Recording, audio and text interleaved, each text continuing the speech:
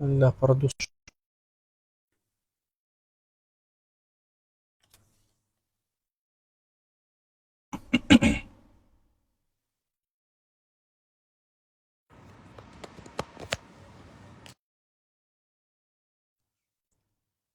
بسم الله الرحمن الرحيم. الحمد لله رب العالمين، والصلاة والسلام على خير خلق الله محمد وعلى آله وأصحابه الكرام وتابعيهم بإحسان إلى يوم الدين. إما لباسي رهنة لكتاب منهاج دو تاري بيشو لباسي رهنة دو درسي بيشو وتتشيه قربان هيشي يبي كوجن لا نبي كوجن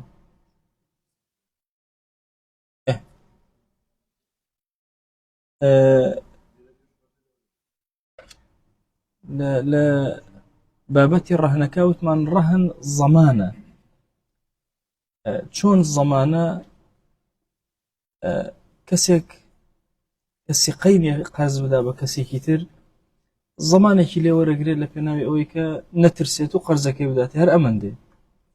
بەڵام ئەمە ئیشکالات دروستەکە، مشکلە لە بینی هەردووکیانە دروستەکە، ڕاهین و مرتەهینە دروستەکە. بۆیە هاتوون لە ڕۆژشەرعیەکەوە دیڕاسەیەکی ئەوە کراوە ئایا مەسەلەن کێ زامنە ئەگەر فەوتا چۆن. موضوعێکی باس کردووە ئەفەرمێ وحكم فاسد العقود حكم صحيحها في الضمان. طبعا مرتهن كاتك أمشتي لا دائن فرهان مقبوضة قبضي أكا أجر رجل لرجان درتشو أم رهن فاسدة بونون درتشو حكمك فاسد بيا صحيح بيا لدسي شيء وأكس الضامن بيا بارزقاري ليك بلا والله خو تازشتك فاسد بو من هیچم لسر ناکه و نه هل لسری اکه ضامنه مادام لا دسي أماية. إن جاوتو معنا أوجه لبيشتروا وهو أمانة في يد المرتهن وكو أمانة ويا لا يسقط بتلفه شيء من دينه. أجر شتيك مثلا لا رهن كفوتا قدرا دزرا سوتا مثلا شتيك أي خرزك لسر كبرا لا أتش لا ناس وأما وكو أمانتك وهاي لا أمكسا پارێزگاری وەکو ئەمانەت لێ ئەکا ئەگەر شتێکی خوایژ ڕوویدا ئەو قەرزەکەی خۆی هەر مسۆگەرە حەقی نییە وەسەر ڕەهنەکە وڵە مادام ڕەهنەکە فەوتا منش لەو قەرزەکەت نادەمەوە نە. ولو شرط كون المرهون مبيعا له عند الحلول فسد يا فسدا. هادو نكهاتو دو نسخة ئەگەر هاتو بمرجان قردوتي كاكتو أو قەرزەم بدەرێ منش ئەم کتێبەی خۆمەکەمە ڕەهن لایتۆ هر كاتي كاتي هات نوي قرزك هات ونم دايتو أما كتاب أفروشن بتو كتابك أفروشن بتو أوكات واضحة شون يعني أم شتيك الرهن كراوة مرهونك أو كاتي كفروشمان إفروشن بخوت أفرمي فسدا هم بيعك دانا مزري هم الشي دانا مزري رهنكش دانا مزري هيش أو قصيتا لا واضحة شو ورد كاريك تيا بوچوك كسك احتمالي أو هي إسفادي ليبك كما قرزكات والله دواي أمد في أفروشون احتمال بس عليك كم تر يا طماعي كلمة ما بيكره دواي لو قرزي كدايتي سودي كتري ورقرت بوي أبيت الربا شتباب الربا واللي قبلناك وهو قبل المحل أمانة فيش أوي وادي دانوي أمره نبيت قرزك بداتوا أو أمانتك لدسي مرتهنة ويصدق المرتهن في دعوى التلف بيمينه. أجر مرتهنك أو كسيك اشتكي ورقته قرزك داوا دعوى أو يكلو تشتكى فوتاوا لي قبول أكين أما بلام بيمينه أبسيون وانو بخوا بلا اشتكى فوتاوا أي أجر وتي جراومتوا أفرمي ولا يصدق في الرد عند الأكثرين. أجر بلا اشتكى بلا فوتاوا سيون بخوا فوتاوا باش بس أقرب بلا اشتكم دعوته وبكابرة اللي قبولناكين بس شون نجاتي نابي إلا أبي الشاهد بين بويلا الدانوي أو رهن ببران بركة إلا أبي الشاهد هبي بوي أفرمي ولا يصدق في الرد عند الأكثرين. أكثرين لما زبي خمانا أوايا كتصديق ناكري بس شون لو بابته إلا أبي بشهود بي أوش واضحة شو احتمالا ئەم کەسەی کە مەسەلەن ئەم کتێبەی وەرگرتووە بە ڕەهن و 1000 دیناری داوە لە بەرامبەرە ئەم کتێبە بفەوتێ لەلای ئەم مرتەهینە کە هەڵی گرتووە و زەمان بۆی قەرزەکەی نەفەوتێت لای کەبرا بیداتەوە ئەو کتێبەکەی لێ وەرگرتووە ئەبێ ئەم کەسە احتیمال ئەمە هەیە بفەوتێ ئەگەر فەوتا یەت سوێنەخوا قبوڵی ئەکەن سوێنەکەی کۆتایی پێ ئەگەر وتی پێم دایەوە بە کابرا سوێنەکەی ناخۆ إلا أبي شاهدي أبي أو شاهدة أقال بك ألين لم يصدق في الرد عند الأكثرين تصديقنا كده بسوين أي شيء لبك يعني كابر على بردومته إلا أبي الشاهد بأنه أجنا ضامن أبي وبيجير ولو وطئ المرتهن المرهونة بلا شبهة أجر هاتو جاريك مثلا كراب ورهن مرتهنك وكسي كفارك داوت شو سرجي كل لقل شيء لقل أم جارية شبهة شي نبو بلا والله لم تخشوا ومزاني جارية خومي أن شبهيك وهانبو فزان أو زناكارة ولا يقبل قوله جهلت تحريمه أو اللي قبلناك بلا والله نمزاني حراما ومزاني لبري لرهنا أتوان سرجي لقل أو اللي قبلناك إلا أن يقرب إسلامه ما قد تعظم مسلمان بوبي أو ينشأ ببادية بعيدة عن العلماء يا لشوينك الدورة دس لعلماء ولزانا وأهلي بابلين علم لوي قوربو نشأتي كردو أجي لو وردكارين نبو أو كتلي قبولك أنا قلنا لي قبولنا كردو بزيناكار حسابك كده كألين بزيناكار حسابك كده يعني داري حدي اللي أدري أو أبو الشواز أحكام كان الزنا بسريع جاري طبعا أويك أو ينشأ ببادية بعيدة عن العلماء أبو بلال شوفو هندك شوين أيو كسيوهان هو تشندين جني هو أيو حد نيزاني هو كممنوع أو أنا أيو هندك شوين لو أفريقيا أو أنا أويتي أنا نكاحتي أنا هيتش ولا شلون أخوي بين نكاح شلون بإسلام نكاح أو أنا خيب أخو من رازين وبرازي من أحكام الشرعية ينشأ ببادية بعيدة عن الإسلام قبل الأفريقيا بيني والله كاكا والله نمزاني والله لي قبولكين شو ممكن نيزاني دورة شو أنا دسك شو أنا كدورة دسوها والله ما أقرب إلا حلب جاب له والله نمزاني لي قبولناك شو أبي برسيارك أبي فير ببي بتاوتي بشي بيعو فقهي بيشا شار زابون لا أو كاريك أي كيف فقهي زوزو قرنجة عندك فرمانة واجبة وكو رملي رحمة خوي لبي ابن رسلان زبدكا أفرمي الفقه واجب لسر إنسان فقه بيع ومعاملة لباسكي خويا باي أوان ده أبي فقه بيع ومعاملة هبه بعامش خلق شتيك ينور قرتو بلام عمومي ينور نقرتو قلنا يسا هموي أزاني إيجاب وقبول باشا غجل يقنك وفياليتي أنا هموي أمي تقريبا تيجي يشتو الإسلام بلام طواي وردكاري كان يور نقرتو وإن وطئ بإذن الراهن أي أجر هاتو راهنك أو كبارك بقرز بردوا وتيكون له جاريم لا دانا قوتش لقلك قيناك إذن دا لخويو قبل دعواه جهل التحريم في الأصح فلا حد أو كاتب له والله نبزاني وحرام وكابراجو تويتي قينا إذن داوم باش أو كاتحدي لنادره دعوى جهلك لقبول أكله وتجب المهر إن أكرهها أجر بزور أو كاري لقلا كردبو واجب لسريع بمهري مثل بداتي أو آفرتا جاريك مثلا بچن مار أبرچن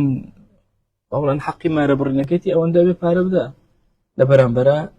والولد أجر مناضب قدرا والولد حر نسيب من على كش من على حرة آزادة نسيبش أو ديارة نسبي ديارة باوكي ديارة أبته أم وعليه قيمته للراهن أو كاتا كأجر مناضب أمانة بقيمتي أم أفرت بدا بكي بالراهن كسيوم أفرت بتا أم الولد بمرتهن أبت أم الولد بمرتهن أو كاتا أبي قيمتك بدا بو أبت أم ولدي أم من على كرشي من على آزاد ولو أتلف المرهون وقبض بدله لهندي كتاب هنا بعض نسخي منهاج نسوى لو أتلف كجوان تربية يعني أتلف الجاني أبا جانيك ليدان ولو أتلف الجاني المرهون كسك هات مرهونەکەی فەوتان تەلەفە نییە، تەلەفە خۆی ئەفەوتێ، ئەتلەفە یەکێ فەوتانی، ئوتلیفە فەوتێنرا کەسێ ئاخر لان نیە ئوتلیفەیە لەبەرەوەی جانیەکە نییە لە پێشترەوە ئەبێ خۆت تەقدیریکەی. ئەنی ئەگەر جانیەک هات کەسی سێهەم باسی ڕاهین و مرتەهین نییە، کەسی سێهەم هات ئینەکەی فەوتە، ڕاهنەکەی فەوتان. ئەو کاتە چی ئەبێ؟ کێ مڵکی خاوەنی ئەم کتێبە مەسەلەن دامناوە بەڕەهن مەسەلەن لای مەلا محەممەد مەلای حەیە هاودڕانی جانیە مەلای حەیە باشە هات مەسەلەن ئەم کتێبەی دڕان کە هات ئەبێت چی بکە؟ ئەمە ئایا حەقی مەلا محەممەدە کە مرتەهینە بێ ئەوە بکە یا حەقی ڕاهینەکەی صاحبی کتێبەکە حەقێتی ڕاهینەکەی سڵحەکە لەگەڵ کێ لەگەڵ مەلای حەیە و بەدەلەکەی وەرەگرێت تر 10,000 سنێک ئەو بەدەلە کە ڕاهینەکە وەرەگرێ ساڕە ڕەهنە ئەبێتە ڕەهن چکە هینەکە فەوتاوە کتێبەکە. والخصم في البدل الراهن خصم لبدلك كي لا برامبر جانيك أوسيتو طلب أكاتو على كاكتو فوتون كي خصمك الراهنة كي أشي مثلا شكاتي ليك هالراهنة إيه فإن لم يخاصم أجر هاتو مخاصمي نكرت باش راهنك نكر آية مرتهنك ملا محمد بوي هي بيك لا أجر راهنك أم مخاصمي نكر نسو بدواي إيشك مرتهن بوينية لم يخاصم المرتهن في الأصح لقول أصح وتأنبابته ربطي بملكايتي وهي أجر كسكات فوتاني صاحب اشتكى أشي دعوة قيدكات وخصم لبرابري وباري لي ورقته أجر بدله ورقته دائنته لا مرتهن بوينية بشي دعوة قيد كالسر كسك وبلي هاتو فوتانيتي حقي أونية حقي راهن. فلو وجب قصاص اقتص الراهن وفات الرهن أي أجر هاتو قصاصك مثلا عبدك داناوة بونمونا عبدك داناوة برهن عبدك سو عبد تريكوش يهو كاتبه بكوشرته قصاص لسريت كابرات شبكة مثلا أو برهن لا مرتهنك شو جناياتي كي كردو قصاصاتو تسري أو كاتل برانبرا كي حقي أوي هي طلبي خواني أم كسبكاتو بدوايا بالرؤمة هالراهنك أفرمي اختص الراهن وفات الرهن رهنك أفوتيو راهنك ليرا أشي قصاصك ورقري. فإن وجب المال بعفوه أجر مالك هذا وتكاك عفوية كم ما يكوجنه بأوانا مال بن يان بجناي خطأ بو نأكوج لا وكسك هرب مال بدا عش أوكاتا لم يصح عفوه عنه ولا إبراء المرتهن الجانية. بوي هي لقصاصك عفوي كاتو مال ورقري بس بويني مال جور نقري ولا حرب رقيناك او لا مالش ولا هاتشيش عفو كردي بوتشك حقي كتري بس حق رهنك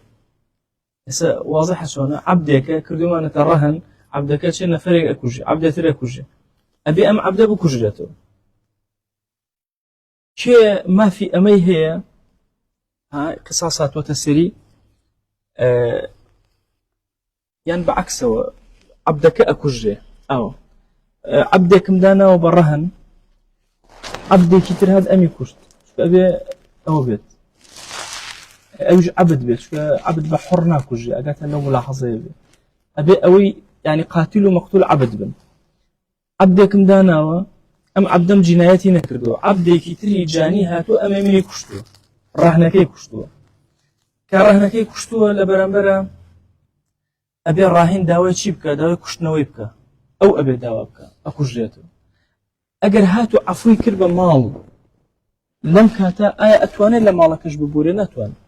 أو بركي إيه لقصاصك ببوري لكشتنوكا بعبدك ترنا كوجيته بمال بدن مالك أشيتو نو رهنك لجي أو أسأوتان لا واضحة شونا إن جاء أي أجر هاتو جنايتي كي كردبو جنايتي خطأ بو مثلا كسكا هاتبو لبرانبرا مثلا جناياتك لو بابتا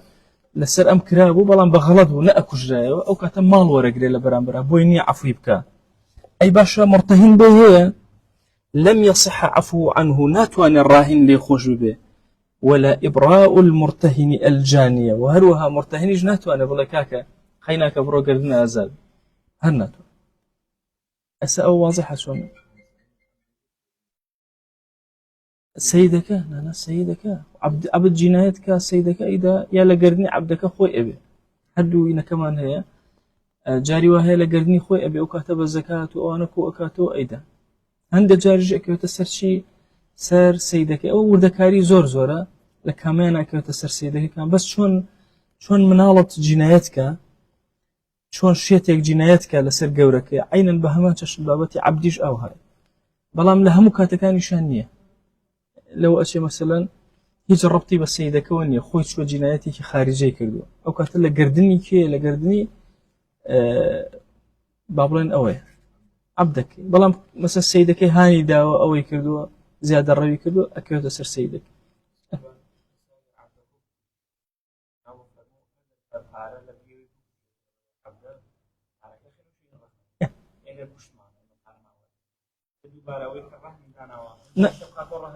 ڕەهن نامێنێ ئەو کاتە بەڵام ڕەهنەکە چیە بەس زەمانە بۆ دەینەکە سابتە بەس ڕەهن نییە هەر ئەوە کە وتمان لەم بابەتە وتمان ڕەهن بەتاڵە بێتەوە دەین بەتاڵ نابێتەوە بەس ڕەهنەکە نامێنێ ئەو کاتە قەرزێکی داوە لە پێناوی خودا بەبێ ڕەهن بەبێ ئەوەی کە زەمانەتی هەبێ هەر ئەوەندە ولا يسري الرهن إلى زيادة منفصلة كثمر وولد أو فولد نسرة أو ولد نسخة كانت كثمرة وولد أوى فولد غلطة يعني شكفاءك لأنها قنجة ولا يسري الرهن إلى زيادة منفصلة أجر هاتو كسكا مثلا مرة كدانا بالرهن دوایی مەڕەکە بەچەیەکی و ئایا بەچەکەش هەر ڕەهنە باش ئەفەرمی ئەو زیادە منفەسیلەی کە هەیەی ناچێتە ناو ڕەهنەوە مەسەلەن وەکو دارێکە بەریدا بەرەکە لەسەر ڕەهن حساب ناکرێ وەلەدێکە مەسەلەن لەسەر ڕەهنەکە حساب ناکرێ فلو بەڵام ئەگەر هاتو فلو رهن حاملا وحل الأجل وهي حامل ئەگەر مەسەلەن جارەیەکی دا مەڕێکی دا مەسەلەن ئاوەز بوو لو كاتا آوزو وحل الأجل كاتي أجلكات هشتا أو حاملة بيعات أفروشي بحملي شيء بنالي والله الرأي أقرم لبروي حملي ما دام هرب حملة وكراوة برهن هرب حملي شو أفروش أقر كاتكي هاتا بيشو وإن ولدته أقر هاتو اشتكيبو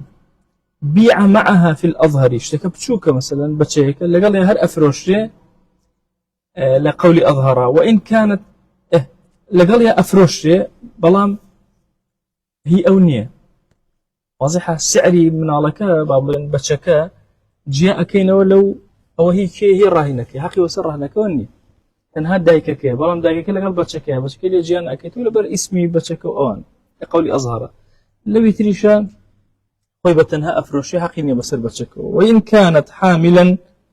عند البيع دون الرهن كاتك الرهن كدو حامل له كاتي بيعك أويا فالولد ليس برهن في الأظهر أو كاتا ولدك ربطي بسيو برهنك والنية بهي الشواز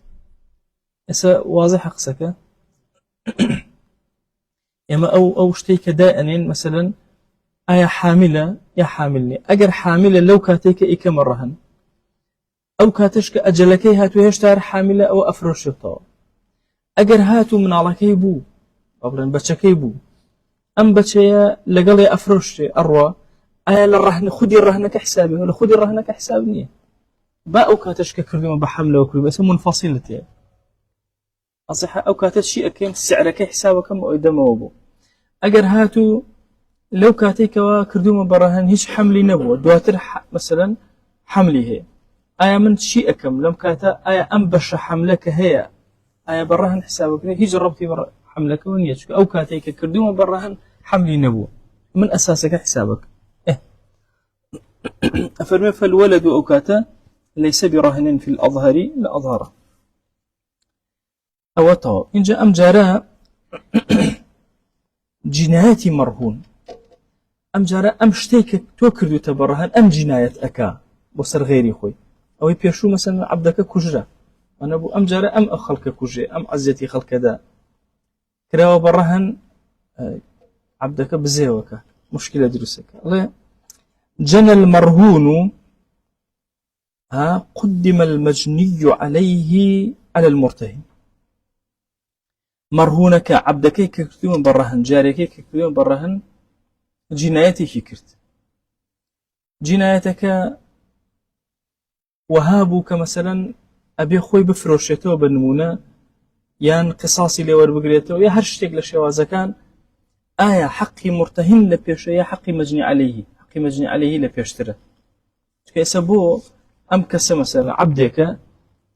لێرە دوو حەق هاتووەتە سەری حەقێک جینایەتی کردووە حەقێکی شیە مرتەهینە لە بارمتا دانراوە مەرهونە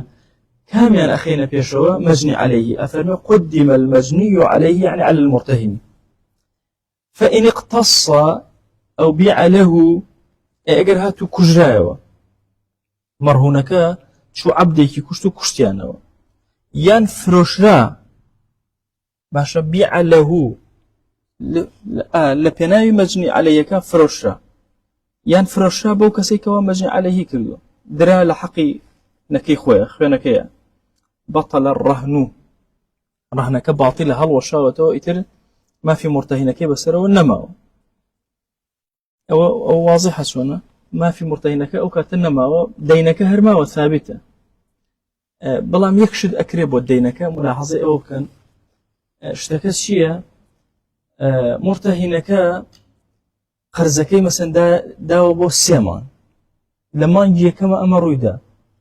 إلزامك ليه بوكسيك قرزكي لو كل ما يجي كما بداته كبطاء رهنا كمان هالوشان دوا هج لبردسي أما نما بلام شتيكي بو أكين قرزكي بو نزيخ خينو شو أم قرزكي بشرط دا وشرط كنما أنا قرزكي حالا بدرو رأينا وسين تا وقتي خوي إلا ما قال كسك إفلاسي كدو يعني نيتي أشي وموضوع كتير أجرنا أصل أو هاي يكسر قرزكي بدرته أم جار وإن جنى على سيده أجر هاتو جنايتي لسه سيدك خوي كرد هاد مثلا مرهونك عبدك كدان دا وبرهن هات شو سيدك خوي كشت فاقتص عشان كجراء بطلا عينا بابتي رهنك هل وشاوته وإن عفي على مال لسر هند مال باش عفوكرا لم يثبت على الصحيح ثابتنا بحرب الرهني أمانته عفويان كروتيان أجر أولا مال بدي قيناك آية أم كسا مثلا لبري مالك أدريك كاتك أخوي رهنة باشا عفي على مال يان بابنا السيدة بلا والله كاك لبروي مثلا تازة جناياتي شي كردوها ومالك لسدان لو من مجبور بيفرشن بوي مالك بدمه وبو شوازه نا أما هرب رهني أمانته برو لشتيت المالكة بيده سيدك يعني لقردني أمانته تادواتر فيبقى رهنا ثابت نابي لسري أقر لبرامبر مالكة أوكرا وإن قتل مرهونا لسيده أم جارا دور رهن كراو يكي كان أكوج تحتو سري أمنا هذيك دو عبد مانا هذيك كان رهن للرهنان أميان أويان أكوجي أفرميه وإن قتل مرهونا لسيده عند آخر هل سيدك أخويتي دو عبدي هي عبدك لا أمكر برهن عبدك لا أكل برهن عبدي أمي لا عبدي لا أويان أكوجي ديارة قصك يعني هل يكس لسيده هل سيدة يك سيدة دو عبد هل كان يك صاحبه أويان أفرمي أو كاتا فاقتص أجر قصاصي لو الجلاء بطل الرهناني هدو الرهنك تياسو بو أويان كجراء أمشان بقصاص كجراء هدو الرهنك نما أو واضحة أسا أفرمي وإن وجب مال أجر مالي هات السريان تعلق به حق مرتهن القتيل أو مرتهنيك وعبدك كجراء حقك بو مالك بو شيء أبي بو أويان أبي فيباع وثمنه رهن أم عبدأك تأفرشي بارك أبيت الرهن لا شيء أبيت الرهن لا يكسب كجراوك لا شيء يعني عبدي يكمك كجراو لا أو واضحة أو يعني دو عبد هردو كان مرهون هردو كان هي كسن يكي كان أكوجي بلام لا دوكس قرزي هنا ولا أم هنا يأتي مثلا لا ملا محمد خرزي هنا وعبدي كدانا لا ملا يحيى عين قرزي هنا وعبدي كدانا بلام هردو عبدي يكس يشغل عبد كان أبي تري كشتو مثلا ئەوەی مەلا یحیا بزێوە هینەکە عەبدەکە چووە ئەوەی مەلا محەممەدی کوشتووە ئێستا کە لە بەرامبەرە ماڵێک وەرە گیرێ بۆ نمونە ئەگەر کوژرایەوە هەردوو ڕۆشتەوە ڕەهنەکە نەما هەردوو عەبدەکە کوژران بەتەڵە ڕەهنان ئەگەر ماڵ وەرگیرە ماڵەکە بۆ کامیان ئەبێ ئەخر ئەمیش ڕەهنیە ئەوش ڕەهنیە بۆ ئەو کەسە بێ بۆ قەتیلەکە ئەبێ بۆ ئەوەی مەلا محەممەدەوە کە کوژراوە کا بۆ پارەکە لە مەلا محەممەددا ئەدێتەوە وەکو چی وەکو ڕەهن وقيل يصير رهنا بدل المقتول طبعا قيل قال لنا كاك إيشك أولا كا بيفروشو بارا بينو أمانة رق عبدكي لا ملا يحياك شرك أو يتري كشتوا لم يورجنو أيدين لا يمكن رهني أو كابو رهنك أم بطالبت يجانيك إسا واضحة أو يقيلك يعني يان أكجرته يان مال والأجري دائما حقي قتيلك أو ككجراوة رهني أو مسوقرتله يان أو تا خدي عبدك خوي ليرة هلا قرين بين أيو أي كان رهن لله ملا محمد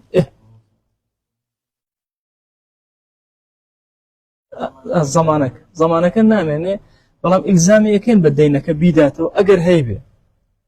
أجر نيبه فناطرة إلا ميسرة علاج من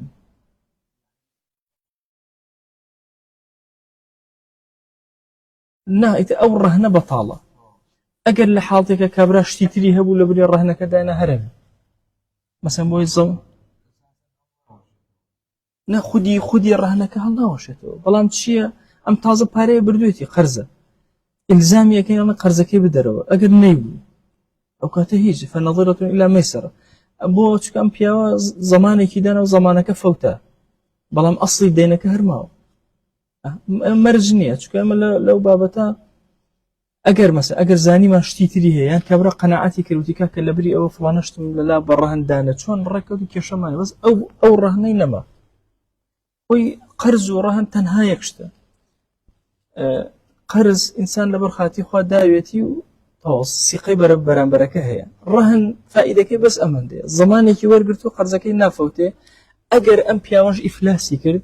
أم أحق ترين كسبه ويك لو رهنا مشكي خوي ورقرتو في احتمال إفلاس طبعا زمان ورقري رهن ورقري ورنقري خيري قرزي هرق هيج إشكالي خوي أما هو كاركي تشيا همو كسب لنا وكومالجي إسلامية جي متمانن يك قرزي بدريتي قرزيش خيري كي زور قوري شون شتيب كين قرزيش بمعنى كسكانش كمتمانية أني إسفادة بكين برا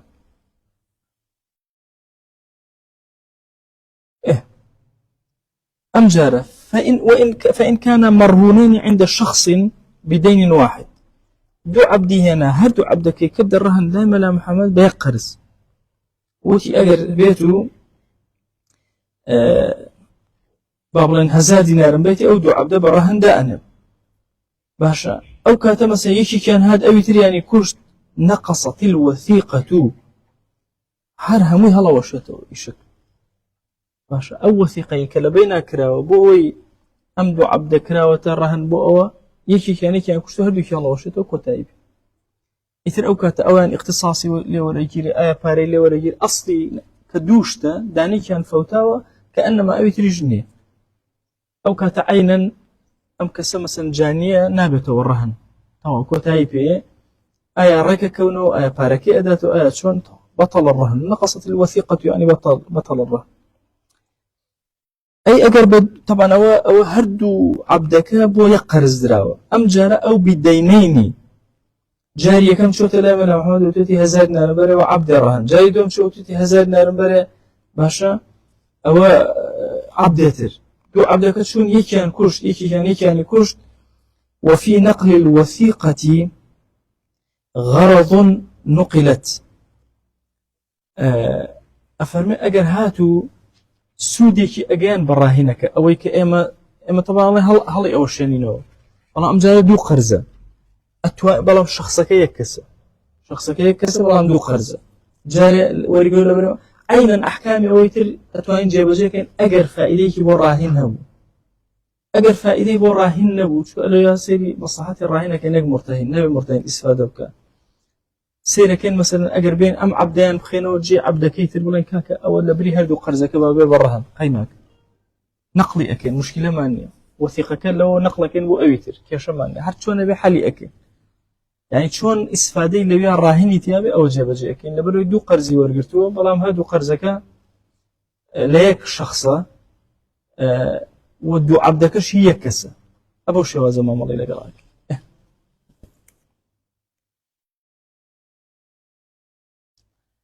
ولو تلف المرهون بآفة أم جرب آفتك آسماني خوي فوتا تلفية أم جرب أتلفنية أو كاتتشي بطلة هلا وشيته باطل أبيته طبعا خوي أم بكالين باطل أبيته لقال فسخة جوازة فسخ كهلد وشان دوا هيش شتيك ترتب ناكات سري بس قالين بطالة ترتب أكات سري أما لو قالين باطلة أو رهنا كنما كتايبها دينك استفادك تناوي حالا أبك سكبيداته أجر نيبو أم كس آية دواي ما في أوي هي بلين والله بس كاسك إفلاسي كر بقول لك من بيش رهنا كم كل ورهنا كم هيج استفادني شو رهنا كي باطلة مثلا كاسك إفلاسي كردوا ين بينش كزين داوي قرزي لي أكنو أي أم كسيك الله بيشتر رهنكم لي وربطوا رهنك فوتوا بوي هي داوي أوكا من بخنا بيشو ناتوانا داوك نايخنا بيشو وينفك بفسخ المرتهن أشكال مرتهن خوي فسخ كاتو بلا كاكر يا من هلم وشانو ورهنكم دايتو لكولي كرو وبالبراءة من الدين يا كسر راهنك بقرزك بداتو يان آزادك هر مرتهنك عليكم السلام مرتهنك بلكاك آزاد بلا قرزك يعني رهنك شو شيء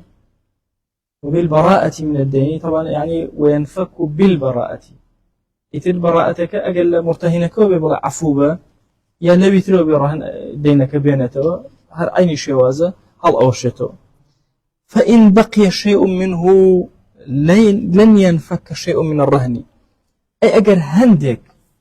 هندق لباركيه هنا أي هندق للرهنك بورات لا حتى همونا هنا تورهنا كدرناش أوش قاعدة زور باش مثلا كابرا بينج مرة داو بونونا ليك دينا أمر توزي لقرزك هنا توبلا ولا كم مرة يشان أبو مو بونونا نابت هر همو هنا تو أي بيتونا يخشته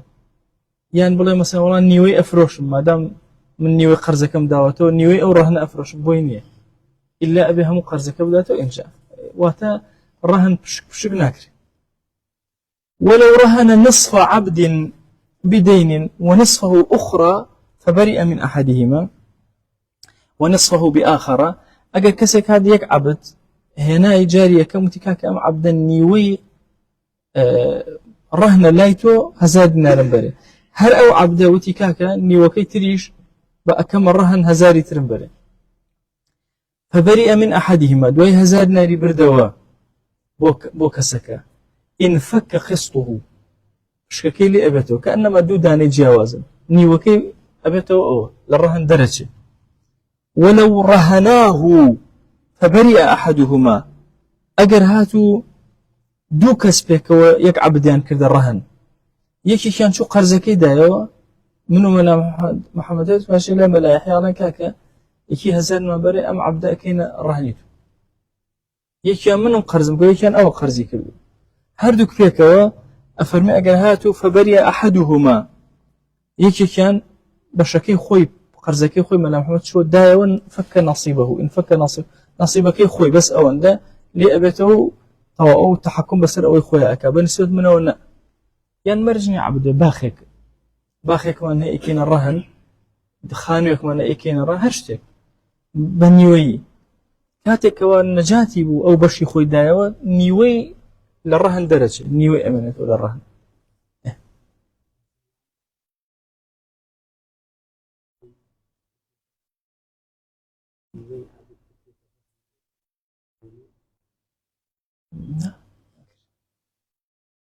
لا لا ولو رهن نصف عبد بدين ونصفه بآخر أي بني إن فك أما أخيرا ولو رهناه أجر كذبي كان أولا عبدك قصيك هي الله أجر باغبي نموني باغبي تو باشرة عبد لوا بس ديرك وهايك عبد دروس عبدك يا خانويا يا هرش نيويبك مرجني أخوي فائدة كلا شيء مثلا سنيوي أو خانو كما رهن هنيوي خانو كأكيت رهن لو كاتيك أم كس إفلاسك تو ما فد لنيوي أو هنا قرض خود ورقريد قرض ركاني تسحب قرض يعني تناتوان بلا مالي أودا أو خصوصيتي توي طبعا لباب إفلاسا أما أنا آخر يس إفلاسي زور بوا تصور كان أم باب الرهن زور فائدة هي أو خلق مثلا هم بلا مالي اشتكاني أدا هر كسب وين يشتكي دسكو يكسب بباب طاو هم قرضانا مساوين أبي أو خزماني مثلا محكمة كو بيتو هم قرض كان كو كاتو بپشک ایان داتەوە نەماوە تۆ کە نیو نابێ نازانم هەزێکی دوای پیشانم بەرەوە گەرەوە باش في الاختلاف في الرهن وما يتعلق به أم جارا اختلاف لبين الراهن ومرتهن دروس أبي لسر مسألة رهنك اختلفا في الرهن أو قدره اختلاف يوم بدروس بو لسر خذي رهنك يا أندازك مثلا وتي كاك همو عبدك وكر برهن وتي نيوك بونمون همو باخك وكر نيوت كر يان لا وتي باخك تكر برهن وتي والله سيارك وكر برهن اختلاف يان لا خذي رهنك بدرزو يا لا قدرك كي صدق الراهن بيمينه إن كان رهن تبرع كي تصديق أكري راهنك سوين أخواته سوين بو أوا سوين أخواته قسكي أول يجيري بمرجع رهني تبرعي كردبي بايك باسي رهني شتي كتير هي للرهنة باسي كم يوصل درسك اما هند جار رهنك من هي هيج برابريكي نية هيج ما ملايق نكراوه هيج تيك روي نداوه كسيك هاتو الله كاكا او اندق قرز برا منش الله مكاكا رهنك مدر الله وكتب الرهني تو بيوتهم رهني كتير هاتو من اما ما ملا ما نكدو قرز هربوم ما ملا ما نكدو قرز هربوم الله مكاكا ام ميزان بيه بفروشه الله بهزار دينار باش لا تكرم إهدى والله رهنك مدري لبران بريا أو رهني تبرعي بيناوتر رهني تبرع أو مجرد كابراها توبو قرز مجرد الشيء اللي ورقته رهنك اللي ورقته طوال هيش فائدة بو مرتهن تيانية تنها لبرخاتي خواتشي داوة خرزي داوة بلا أم جارا لما ملا قرز هربوا أو تنلا أو رهني أو التبرع بو كهيش برابريكي نبو بلا راهن ومرتهن ما ملا أكن لسر ما ملا قرزار أبي الراهن دواي الرهن أداء ورهن تبرعني إسا ديارة أو دوشتا شكر لرهن تبرع إنسان زور خير دزجير أبي هروكو قرز أواي قرزي داو زمانك شي ورقتو قرزك خوشي ورقريتو أجري ورقري أجري خوي بكامل بس لقرزي معاملة أو أزور ناجري بو شكر لقرزي معاملة بوي هي بزيادة بي بفروش بيشترنا ما متوتو بقيستو بزيادة اشتكي بزيادة بي بفروشي مثلا ميزاك باي ده هزار يا يتيبه 15000 ام 15000 قرض لبرابر رهني كي ورغرتو بلام اول اصلا لكرب فروشنك سودي كي ورغرتو لا تنواضح سنه بو بينا وتري رهني تبرع ام بي او رهني تبرع لو يترى كرهني تبرع النيه احكامك جاي لو كرهني تبرع جاء فرمي اجر هاتو اختلاف يان بو دروز بو اجر بابتك رهني تبرع قصير كي اخوا قصير راهنك اخوا وان شرط في بيع أي أجر لبيعك بمرجع دانا بوكاك أمشتد أدمي بقرز 15000 بمرجع ترجع رهني لا من داني أو كتهرب كان سوين أخو كاختلاف أبو دروز بس راهن سوين ناخو أو واضحة أو يعني أجر رهنك رهني تبرع بو بس راهن سوين أخو أجر رهني تبرع نبو أو كاتا هرب كان سوين أخو تحالف ولو ادعى أنهما رهناه عبدهما ب100 وصدقه أحدهما أجر هاتو دوكس دو راهن بيكا وتيان كاكا أم عبدا شريكي هردك مانا عبدك مان هي منو ملا محمد إكي نيوي مان هي مالك مان هي هرش تيبي بس 100 دينار يمن براهن بملا يحيى يمن أما بوتو دواي اختلاف ما بدروز بو أوتي كاكا 100 دينار أوتي زيادة أو أنا يكي كمان ملا محمد والله ملا يحر راسك أنتم نأوانية كي صدقه أحدهما يكي كان فنصيب المصدق رهن نصيبي أو كسيك وتصديقي أكا أبيت الرهن مثلا لسر عبدك أصل عبدك كيشمان هي ألين كاك من ألين عبدك ما نكردو ملا هذا الله كردو ما ولا حاجة الله كردو ما عبدك نيوية عبدك بتره نيوة كتير نابه أم كسيك إنكاري أكا أو يشترى كده أنا مزراوة إيه. والقول في نصيب الثاني قوله بيميني أي لدوامات شيء أخره ادعاء وكالة أو عبد بكاملي أو كاتب فرمان نصيبك دوم أين نسيون سرباسي يمينك ألين كاكا بابلن رهني تبرع أدي الرهنة كسيون بقول لبيع أدي هدو كان سيون بقول أو وتقبل شهادة المصدق عليه أو كسيكوا مصدقة مثلا ملا محمد آية أتوهن الشاهدي بدا وملا يحيى بلا كاكا أواب واضحة شون شهادك قبولك أو تن لا واضحة أساسون صورتك طبعا كم حالتك بلا أجر هات حالتي كوا دروز واختلاف اللغات شون حكمي كين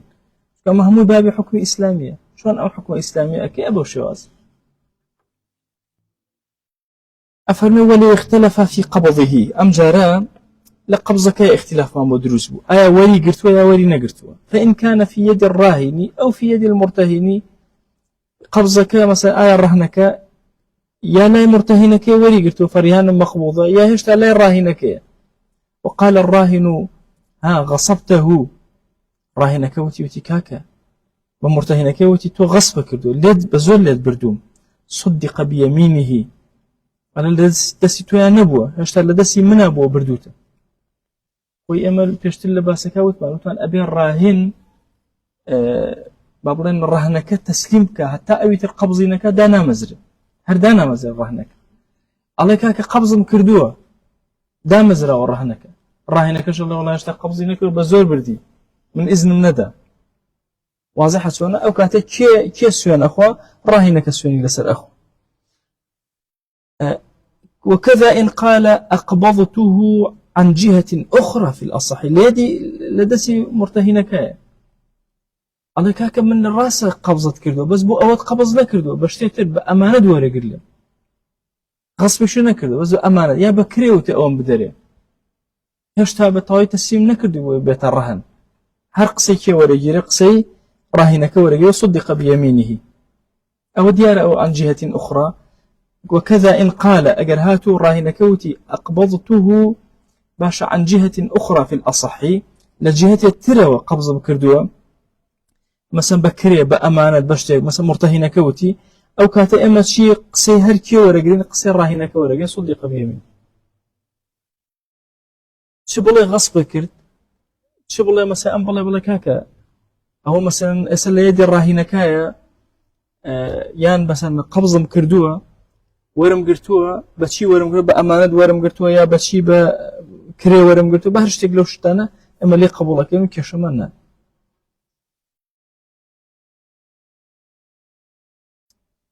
او خاله واضحة يا واضح نية وي ديارة شكا او اقري او هيا ليدي مرتهنة بأمشتا لهمويانا لراهين شابه لهموانا اما بس سويني كي أدين راهن أدين لدسي أما بيا لسي بهر سوين راهن أدين فرقنا شكبو احتمال مثلا كتاب منو ملايحيان بونمونا كتابة كم لملايحيا ويقرتو قرزة كم داوتي يا كتابة كم لا يخويتي أقل لا يخوي بإما وتمان أتواني مرتهين بالله بخوي بالله كاكبا كتابة كم لا يخوي بي إشكالي كيني يا بابلين هردو كم الله كاكا لا عادلة دا يعني كشماني قبضم كردوه ورم قرتو بيم داوتو استا هاتو اختلاف من بدرز آية أمشتكراو براهن يا نكراو ليدي أوا بيا لدي يدي منابي أكري بلن والله كاكا بغصب بردويتي أكري بلن كاكا قبضم كردوه لجهدي ترو هر قصي بكري لو بينانا سوين أخوري لسري كتايب أفرمي ولو أقر بقبضه ثم قال لم يكن إقراري عن حقيقة أقريك يكم جار إقراري كروتي والله كاكا تواو بقبض أوام كردوه قبض بكردوه مثلا بيم داو تاو كوتاي بيهاتو يوتي كاكا والله براس منو درونك هراوا وتم مثلا قبض أوانا بو إشكا فله تحليفه بوهي سويني بدا والله كاكا ورا مادام أوا علي براس من نبوه أو إقرار راز نبو أدي سوين مو قبل راز نبو قيل قال لا يحلفه إلا أن يذكر لإقراره تأويلا مكر تأويلك وجه بين توا قبول بك أمشتيك حقيقتي نوتوا أو كاتئم اللي قبولك شون كقوله أشهدت على رسم القبالة شتي كلمة كبولة كردوارية هم قبالة قوالة لا يخومان إما دوجر نوسيني عقد من هي هر نوسيني كوتا بيش قسكان نايلين قبالة قوالة الله قوالة يوم وكردوا يعني هشتا اشتكروا ندوا ده سكان بنوسي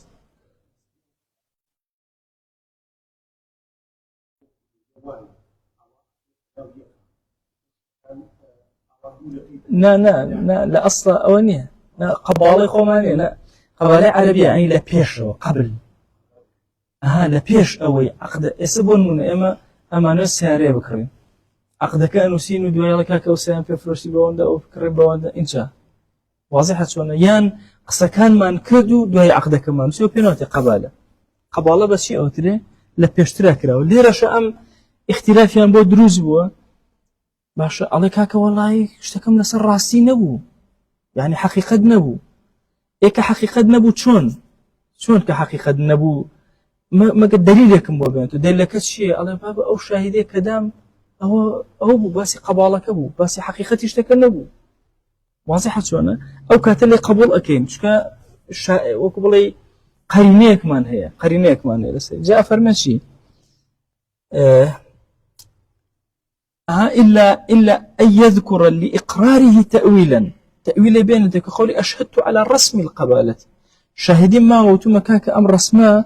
كراوة بس لحقيقة نكراوة وجارك يعني الجنة فتواوين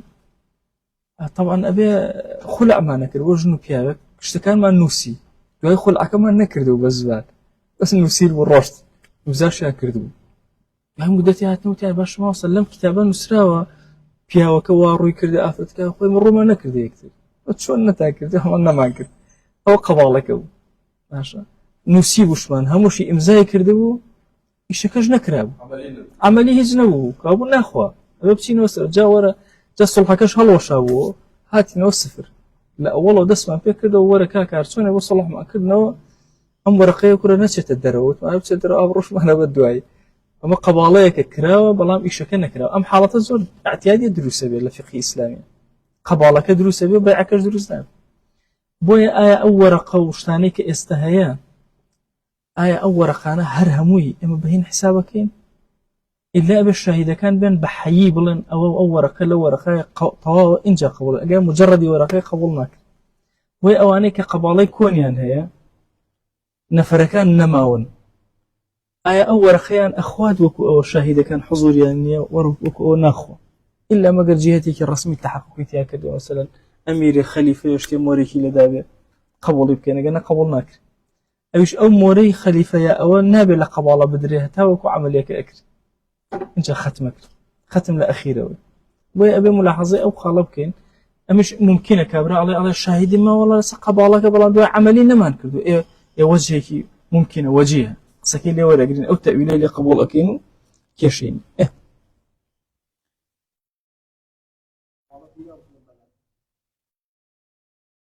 نا هر عقد أجر لبيشة ونسرة بيوتي قبالة لدواء ونسرة أو عقد وطاو واضحة شونا أو قبالة هر خود يشتكي لبيشة ونسية لدواء يشتكي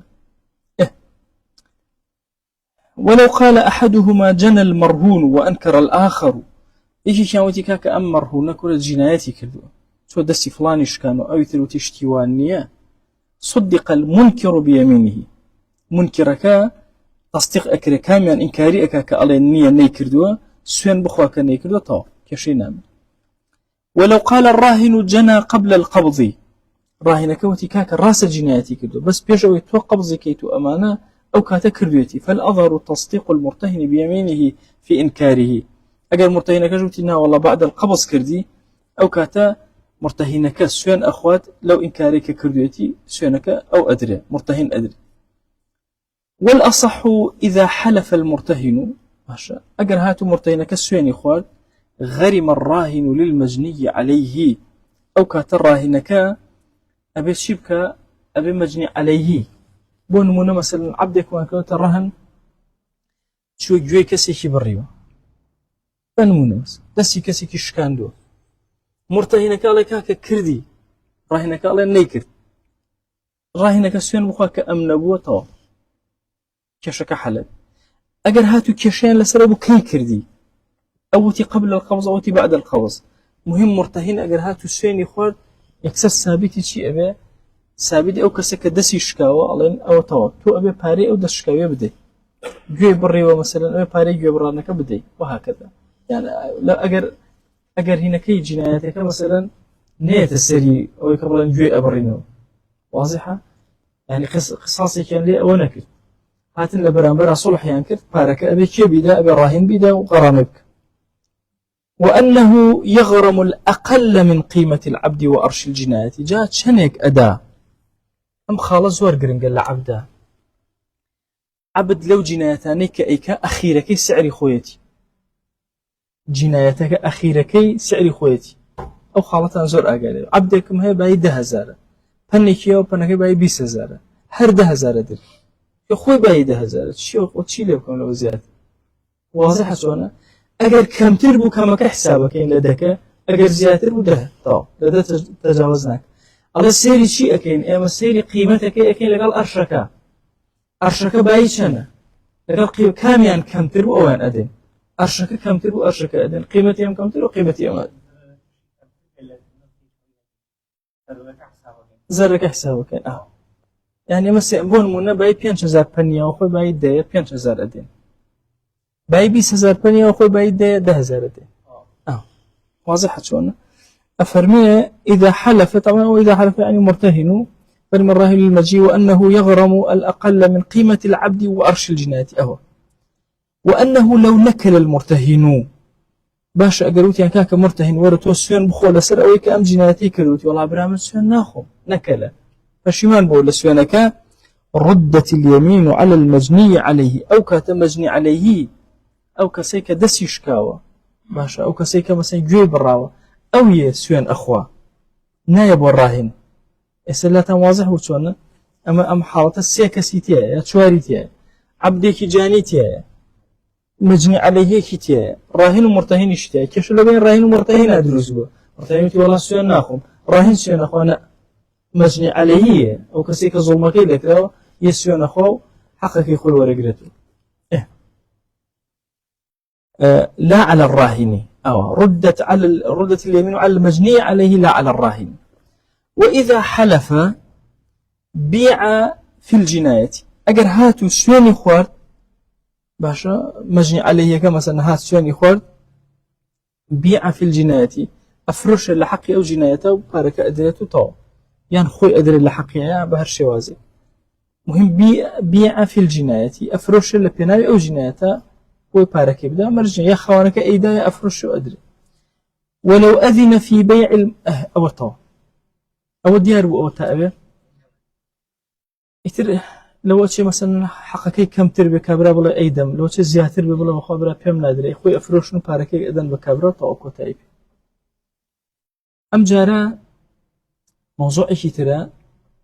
كاتي فروشني مرهونك هاتوا أوتو ما أنا أبي الراهن إذن با إنجا أفرش حتى أوتو ما أنا أبي الراهن مرتهنها بحكو برا بيفرش واختلاف ما بدرزنا السر إيشا ولو أذن في بيع المرهون فبيع إذن دا وتكاك بيفرش قينا مرهونك فرشنا ورجع عن الإذن إنجا بشمان بوتي والله بشمانم وقال رجعت قبل البيع بيش بيعك بشمان بو موهر فروشيان بون مولا وقال الراهن بعده باشا الراهن كجوتي وتنا لدوابو باشا فالأصح تصديق المرتهن لم بابتا مرتهنك حسابك كي أو أكري مرتهنك بوت تصديق مرتهنك كنت لم بابتا مرتهن زرمنت كي مرتهن أم ينهاتو وتويتي لبيشو أو ينهاتو لبيشو يا بعكسو هاش كامي كامل كشني لو مثلا هرشي هركي ورقرين هر مرتهنك تصديقي أو أكين لأن كان لبيشو بو أو إذن اللي هشيمانيك ها نق إذنك داو بفروش مرتهن إذني داو والراهن إذني داو دي باشا بفروش الله مثلا پشیمان بوومەوە چ مرتهین بڵێ پشیمان چ ڕاهین فەرق ناکە الله پشیمان بوومەوە ئەڵێن کەی پشیمان بوویتەوە ئەڵێ پێش بەیعەکە باشە یەکیان ئەڵێ پێش بەیعەکە ئەڵێ دوای بەیعەکە قسەی کامیان وەرەگری قسەی مرتهین وەرەگری لە هەموو حاڵەتەکانە چونکە مرتهین لەوێ زەرمەند دەبێت ومن عليه ألفان باشا بأحدهما رهن فأدى ألفا قال أديت عن ألف الرهن أو موضوع إترا أو بيشو توا واضحة أم جارا 2000 دينارم لملا محمد وربرت بقرز بو 1000 دينار يعني أم كتابم كله بالرهن والله 1000 يعني بالرهن 1000 دينار أداو بملا محمد باشا لبران برا باشا أم 1000 هي الرهنك بويا هي أوي تريان كاميان اختلاف ما بدل سبب ألم كاك 1000 كم ندايت أوروج الله ودير رهنك كم برو لقاك خلا برهنك لبر 1000 كي تبدأ وتتوبون منا لبين راهن ومرتهن أبيت كيشة بوشك 2000 و1000 دعوته الله شيء الله أديته أم الله راهنك الله أديته عن 1000 الرهن لبر أوبيا صدقها تصديقي كي أكري الله توشون الدعوة وإن لم ينوي شيئا وتي والله حر نيت منه هلا خوه فيهم دايو أرن ديكاك خو يقلعي كرو بميلي خوت حزكي بخي تبرع لك بخا حزكي أي تربي بأي تربي واضحة شلون الراهن ليرا سربشكا أفرمتشي جعله عما شاء وقيل يقسط قيل كيج الله نا والله تقسيتك لك بينصي برهنك رهنك بينصي بر أي تربي أوج واضح هو أشكده يان أوتاني خوي اختيار لله راهنة يان أوتا اختيارك بكل أدين الراهنة يان أوتا تقسيط يكين لبين يان لسر أو قيل زور باش بروين كاتما ما هو ها كيدي باش وصلى الله على سيدنا محمد وعلى آله وصحبه وسلم تسليما كثيرا